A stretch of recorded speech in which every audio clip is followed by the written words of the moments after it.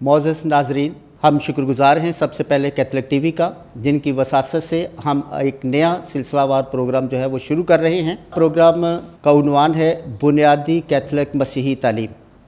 इसमें हम ख़ुसूसी तौर पर अपनी बुनियादी सच्चाइयों के बारे में सीखेंगे। तो इसलिए आए हम बाकायदा तौर पर अपने प्रोग्राम का आगाज़ करते हैं। बाप और बेटे और रूह कुद्दस के नाम में आमीन। आए मेरे अज़ीज़ों, हम सबसे पहले खुदावंद का ज़िंदा पाक कलाम सुनेंगे।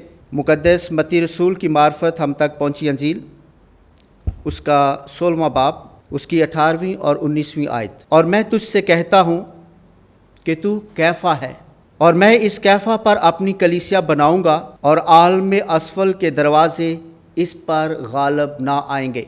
मैं आसमान की बादशाही की कुंजियाँ तुझे दूँगा, और जो कुछ तू ज़मीन पर बांधेगा वो आसमान पर बंधा रहेगा, और जो कुछ तू ज़मीन पर खोलेगा वो आसमान पर खुला रहेगा। अंजील मुक़द्दस के वसीले से हमारी तमाम ख़ताएँ मिटाई जाएँ।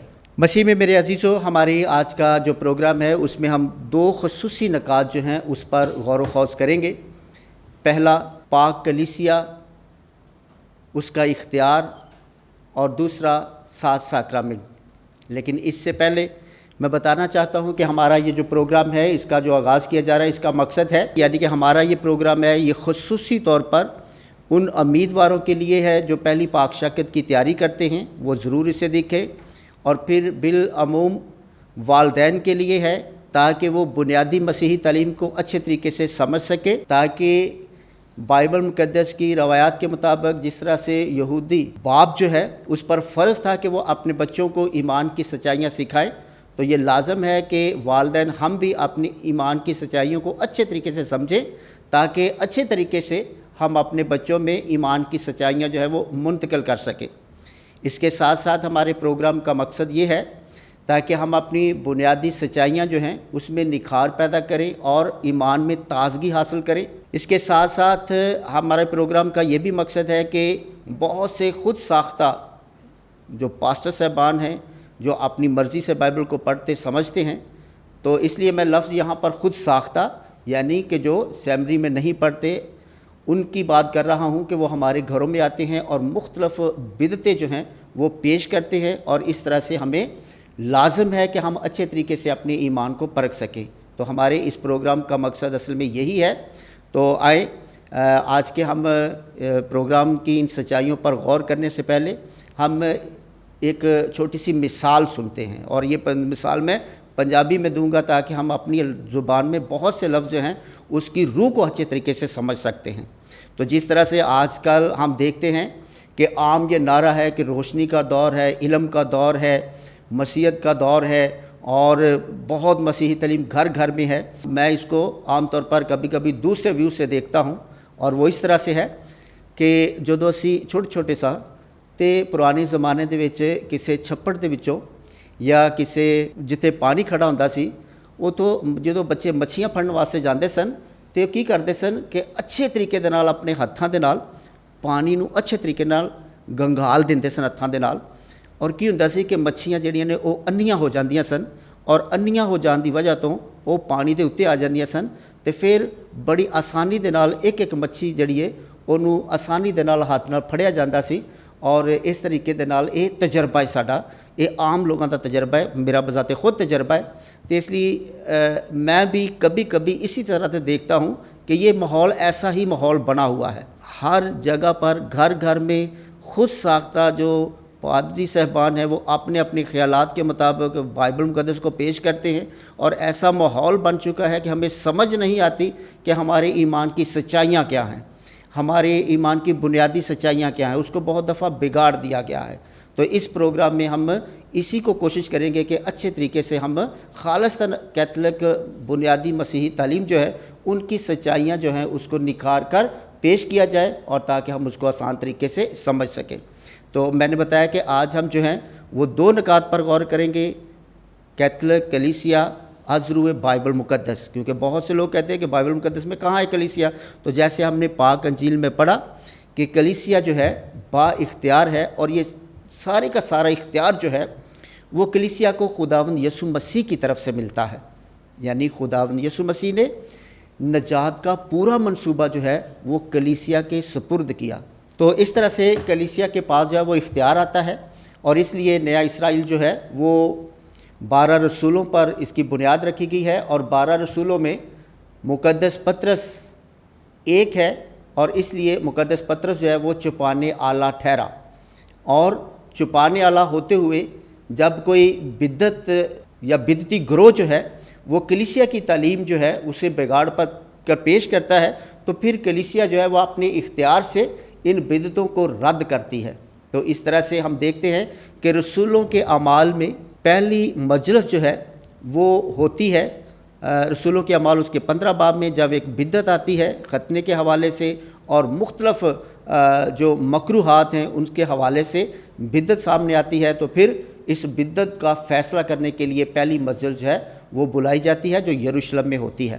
اور اس طرح سے یہ سارے کا سارا اختیار جو ہے اسی سے کلیسیا آج نجات کو رواں دواں رکھے ہوئے ہے، اور اس نجات کو پیش کرنے کے لیے کلیسیا جو ہے وہ ہماری نجات کے لیے، روح کی فراوانی کے لیے، روح کی تازگی کے لیے اور روح کے تجربات کرنے کے لیے، خدا کی قربت کے لیے جو ہے وہ 7 ساکرامنٹ مقرر کرتی ہے۔ اور آج ہم 7 ساکرامنٹ جو ہے وہ اس پر تھوڑی سی بات چیت کریں گے۔ 7 عدد جو ہے یہ بائبل مقدس میں کاملیت کا عدد ہے، اور اگر ہم 7 کے عدد کو ساکرامنٹ کی صورت میں دیکھیں تو یہ خاص عدد کاملیت کا عدد ہے، کیونکہ کہتے ہیں کہ جیسے ہمارا ایمان ہے، ہم پاک تثلیث پر ایمان رکھتے ہیں، ایک خدا میں 3 شخص ہیں، یعنی باپ اور بیٹا اور روح القدس، اور یہ انسان جو ہے اس کے اندر بنیادی طور پر 4 عناصر پائے جاتے ہیں، یعنی آگ، ہوا، مٹی اور پانی۔ یہ 4 چیزیں، 4 عناصر جو ہے وہ انسان میں پائے جاتے ہیں، اور ہم پاک تثلیث پر ایمان رکھتے ہیں۔ تو اس طرح سے یہ ہے خدا اور انسان کا میل ملاپ ساکرامنٹ میں ہوتا ہے، کامل میل ملاپ، کامل صورت میں ہم جو ہے وہ ساکرامنٹ میں اپنے خداوند خدا کو ملتے ہیں۔ ہم ساکرامنٹ کی بہت ساری پیچیدہ تعلیم میں نہیں جائیں گے، آسان لفظوں میں ساکرامنٹ جو ہے وہ خدا کے پیار کا ظاہری نشان ہے، ساکرامنٹ جو ہے وہ خدا کے فضل کا نشان ہے۔ تو ساکرامنٹ جو ہے اس کی روح یہ ہے کہ ساکرامنٹ جو ہے اس کے اندر ایک ایسا لمحہ آتا ہے جس میں خداوند خدا شخصی طور پر انسان کو برکت دیتا ہے، انسان کو فضل دیتا ہے۔ تو یہی جو لمحہ ہے وہ ساکرامنٹ کو ساکرامنٹ بناتا ہے، اور ساکرامنٹ جو ہے اس کو شخصی فضل کا باعث بناتا ہے۔ تو اس لیے ہم جو ہیں وہ 7 ساکرامنٹ میں پہلا ساکرامنٹ جو ہے وہ بپتسمہ، اس کے حوالے سے کیونکہ بہت سے خیالات ہیں، بہت سی باتیں ہیں، تو ہم بپتسمہ کے حوالے سے جو ہے وہ آج سیکھیں گے کہ بپتسمہ کیا ہے۔ کیونکہ بائبل میں ہم دیکھتے ہیں اور عام گھروں میں ہم دیکھتے ہیں کہ لوگ بپتسمہ کو مختلف طرح سے دیکھتے ہیں۔ کوئی کہتا ہے یسوع کے نام کا بپتسمہ، کوئی کہتا ہے روح کا بپتسمہ، کوئی کہتا ہے آگ کا بپتسمہ، کوئی کہتا ہے پانی کا بپتسمہ، کوئی کہتا ہے کہ نئی زندگی کا بپتسمہ۔ تو اس لیے ہم بہت دفعہ کنفیوز ہوتے ہیں، کیا اتنے سارے بپتسمے ہیں؟ کیا اتنے ہمیں بپتسمے لینے ہیں؟ تو بپتسمے جو ہیں وہ اتنے نہیں ہیں، یہ بپتسمے کی ہی مختلف شکل ہے، ایک ہی بپتسمے کی، جس کی وضاحت جو ہے، پوری تفصیل جو ہے وہ ہم متی رسول کی انجیل اس کے 28ویں باب میں دیکھتے ہیں، جہاں خداوند یسوع مسیح حکم دیتا ہے کہ ساری دنیا میں جاؤ، انجیل کی منادی کرو، اور جو ایمان لائے اسے باپ اور بیٹا اور روح القدس کے نام سے بپتسمہ دو۔ یعنی کہ اس سے پہلے ہم نے جو ذکر کیا ہے، اسی بپتسمے کی مختلف شکلیں ہیں، چھوٹے چھوٹے نشانات ہیں، لیکن بپتسمہ ایک ہی ہے، اور وہ مکمل صورت جو ہے وہ متی رسول سے پیش کرتا ہے۔ بپتسمے میں اور بہت سارے سوالات ہیں، کیونکہ بہت سے لوگ جو ہیں وہ سوال کرتے ہیں کہ دیکھو جی، چھوٹا بچہ جو ہے وہ تو گناہ نہیں کرتا، تو اس لیے یوحنا جو ہے وہ بپتسمے کی بات کرتا ہے، تو اس لیے اس کو ہمیشہ وہ یوحنا کے بپتسمے سے ملاتے ہیں۔ لیکن ہم اس پر بھی غور و خوض کریں گے کہ یوحنا کا بپتسمہ اور مسیحی بپتسمہ جو ہم لیتے ہیں باپ اور بیٹا، کیا ایک ہی ہے؟ کیا دونوں کا ماخذ ایک ہی ہے؟ کیا دونوں کی جو دعوت دی گئی ہے اس کے نکات ایک ہی ہیں؟ کیا دونوں کا فارمولہ ایک ہی ہے؟ تو اس کو جب ہمیں سمجھ آئے گی تو پھر ہمیں سمجھ آئے گی کہ یوحنا کا بپتسمہ اور مسیحی بپتسمہ جو ہے وہ کیا ہے اور اس میں فرق کیا ہے۔ یوحنا کا جو بپتسمہ ہے اس کی بنیادی دعوت جو ہے وہ گناہ کے سبب سے، اختیاری گناہ کے سبب سے ہوتی ہے، کیونکہ یوحنا نے کہا کہ توبہ کرو۔ توبہ کس سے کرو؟ اختیاری جو تمہارے گناہ ہیں، جو تم اپنے اختیار سے کرتے ہو۔ اور اس لیے یوحنا بپتسمہ جو ہے اس کی بنیادی دعوت جو ہے وہ گناہ کی بنا پر ہے۔ اگر گناہ نہ ہو، اختیاری گناہ نہیں ہے، تو پھر تمہیں دعوت بھی نہیں ہے کہ تم اس بپتسمے کو حاصل کرو۔ لیکن اگر بنیادی طور پر تم اختیاری گناہ میں ہو تو دعوت ہے کہ توبہ کرو اور بپتسمہ لو۔ لیکن جو مسیحی بپتسمہ ہے اس میں بالکل فرق ہے، اس کا فارمولہ بھی فرق ہے، کیونکہ یوحنا کا بپتسمہ کیا ہے؟ اختیاری گناہ اور اس کی معافی۔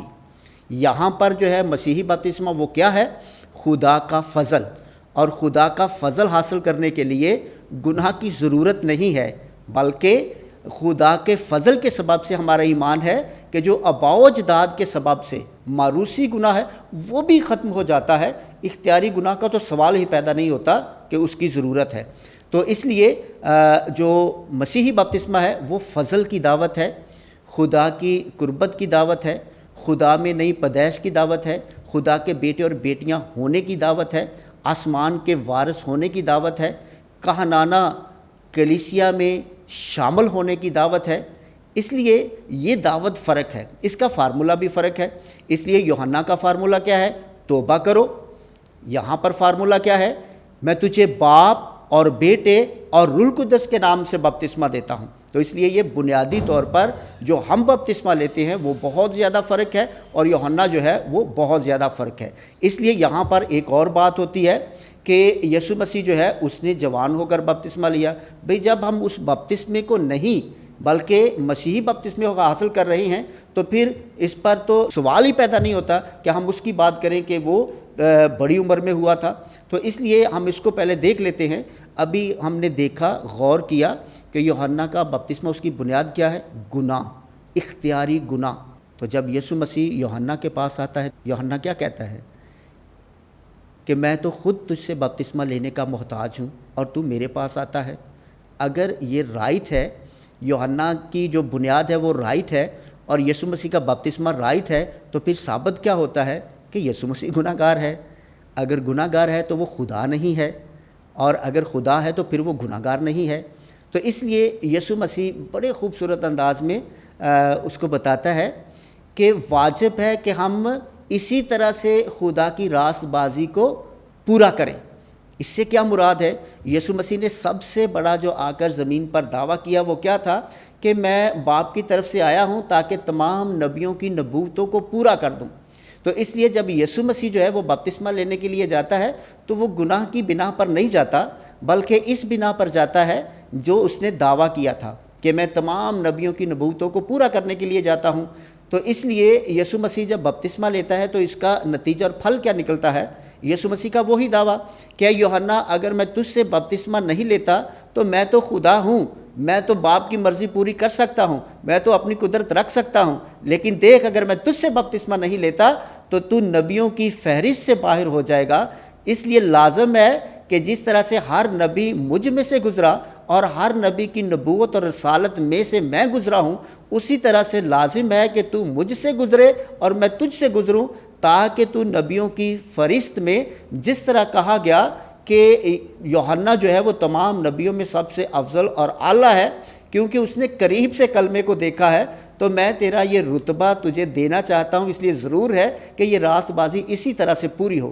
اس لیے یسوع مسیح نے بپتسمہ لیا تاکہ یوحنا جو ہے وہ خدا باپ کا سچا نبی جو ہے وہ ٹھہر سکے، کیونکہ یسوع مسیح نے کہا کہ میں تمام نبیوں کی نبوتوں کو پورا کرنے کے لیے ہوں۔ تو یہ ہے مقصد یوحنا بپتسمہ۔ لیکن اب جو ہم بپتسمہ لیتے ہیں وہ ہرگز یوحنا والا بپتسمہ نہیں ہے، کیونکہ یہاں پر بہت پرابلم ہے کہ ہم ہمیشہ تقلید کی بات ہے، سنت کی بات کرتے ہیں، تو مسیحی مذہب ایسا نہیں ہے، کیونکہ یسوع مسیح جو ہے وہ تمام نبوتوں کے مطابق شریعت کے متحد پیدا ہوا۔ پالوس رسول کہتا ہے کہ وہ شریعت کے متحد پیدا ہوا اور شریعت کے متحد اس نے اپنی زمین پر زندگی گزاری، یعنی شریعت کے تمام قوانین جو اس کو پورا کیا۔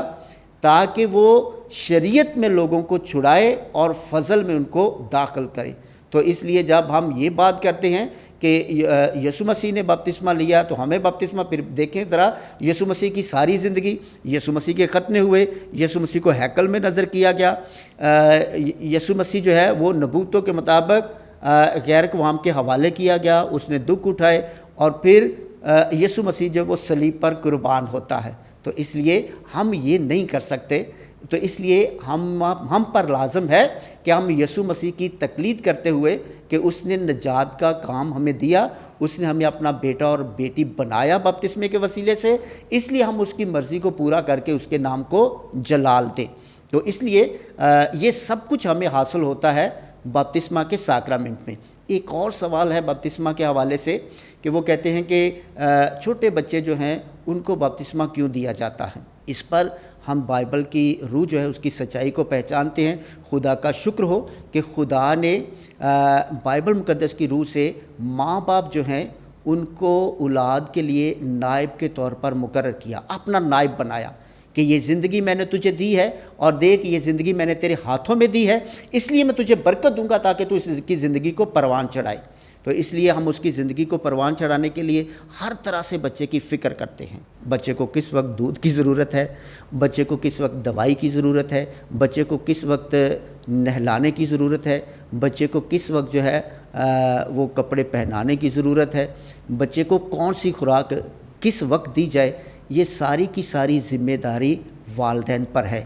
خدا کا شکر ہو کہ ہمارے والدین اچھے طریقے سے یہ ذمہ داری نبھاتے ہیں، لیکن یہ ساری کی ساری ذمہ داری کا جو تعلق ہے وہ انسانی زندگی کے ایک پہلو سے ہے، یعنی وہ پہلو ہے ہمارا جسم، ہمارے جسم سے اس کا تعلق ہے۔ اگر یہ ساری چیزیں اچھے طریقے سے نہ ہوں تو ہمارا جسم بیمار ہو جائے گا۔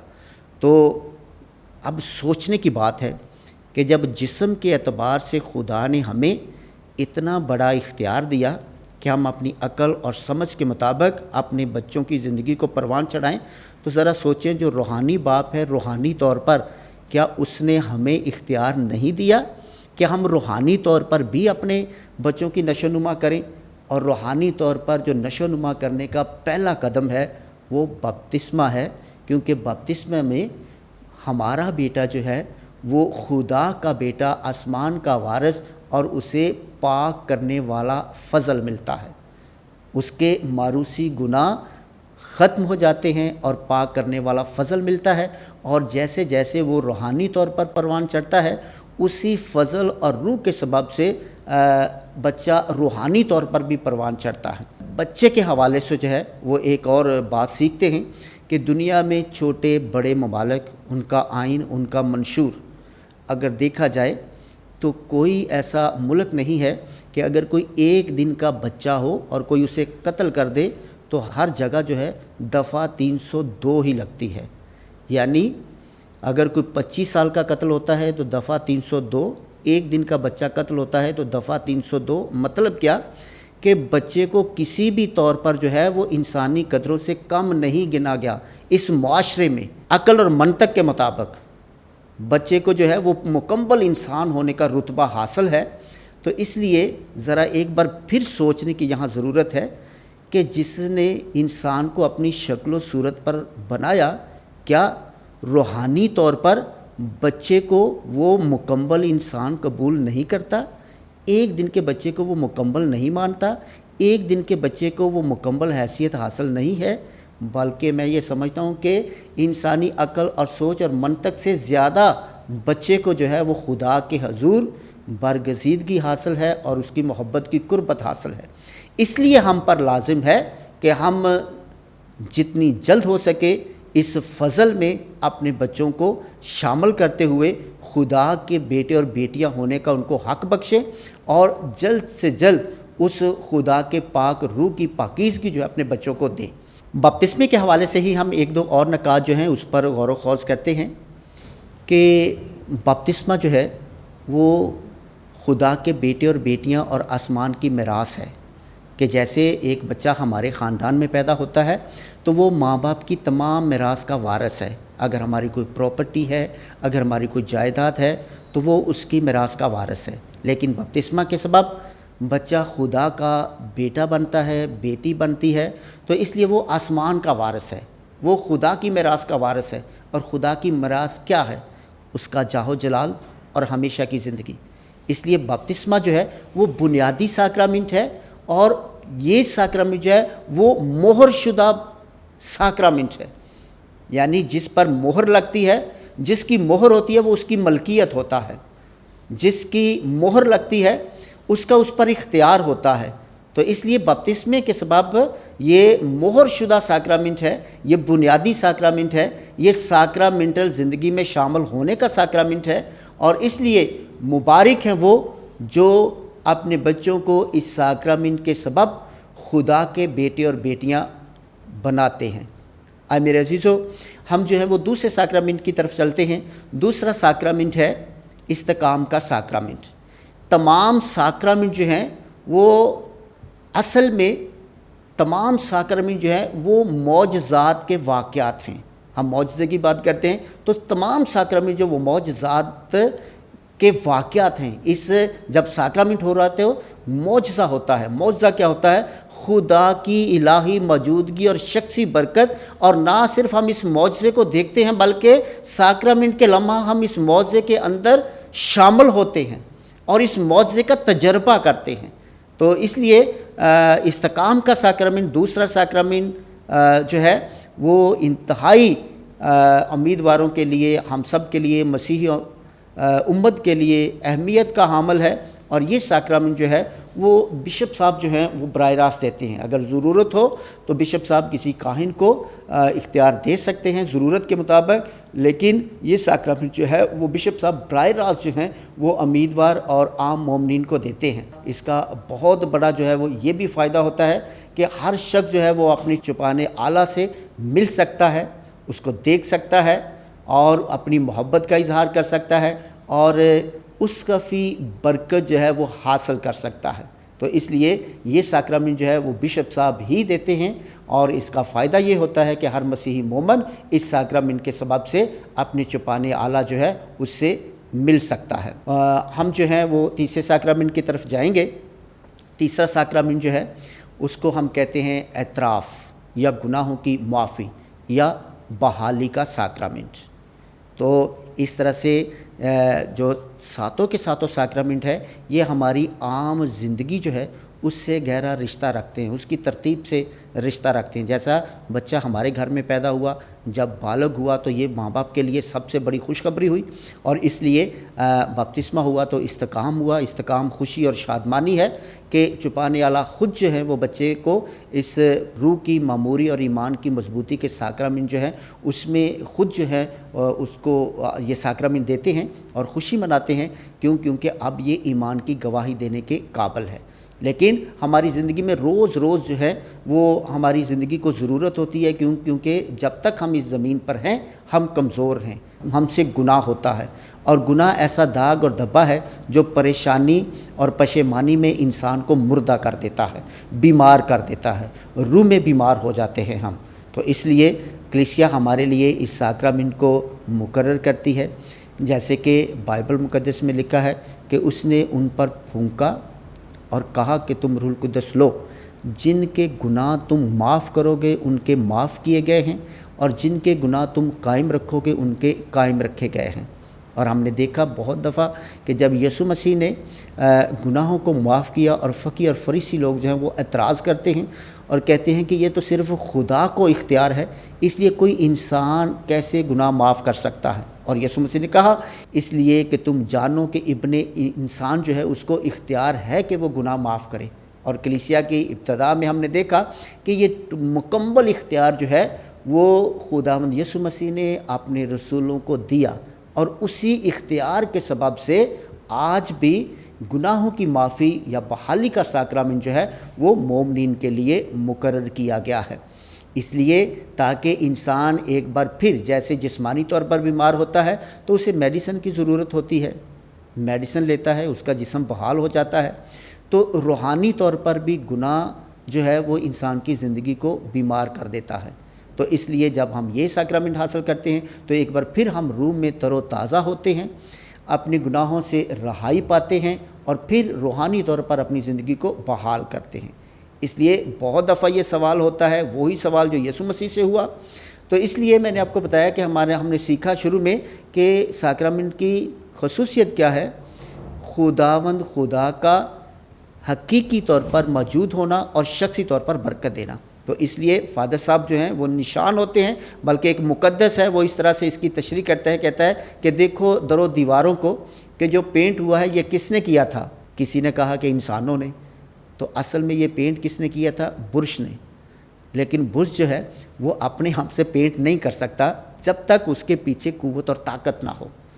تو وہ قوت جو طاقت ہے اصل میں وہی پینٹ کرتی ہے۔ تو یہاں پر جو ہے جب کاہن ہمارے گناہ معاف کر رہا ہوتا ہے تو بالکل سیم اسی طرح سے ہے۔ گناہوں کو معاف کرنے والی قوت اور قدرت اور اختیار جو ہے وہ خود خداوند یسوع مسیح ہے، لیکن وہ کاہن کے ذریعے، کاہن کے سبب ہمارے گناہوں کو معاف کرتا ہے۔